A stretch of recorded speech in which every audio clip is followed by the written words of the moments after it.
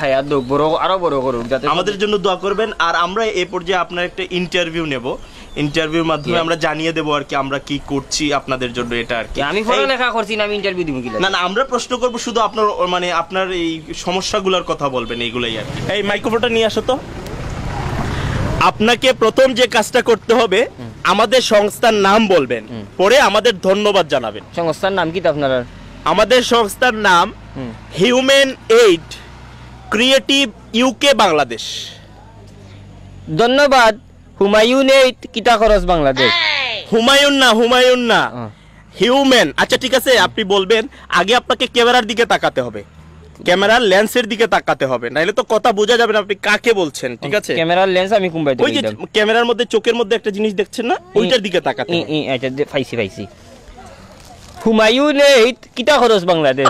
হুমায়ুন না, হুমায়ুন না, human aid creative UK Bangladesh. UK Bangladesh Humayun কিতা খরচ বাড়ি কই।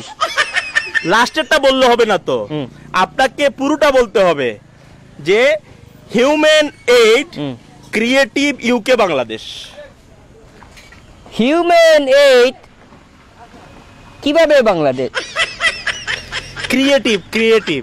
ও নখন আমারে 2 কেজি চাউল দিয়ে আমার দাঁতে দুতেও বাংতা, আমার মাছ মারাও যাইব। সহজ একটা বিষয়, একটা নাম তো চাচা। আচ্ছা ধন্যবাদ হুমায়ুন না, হিউম্যান। হিউম্যান আর হুমায়ুন তো এক হতো।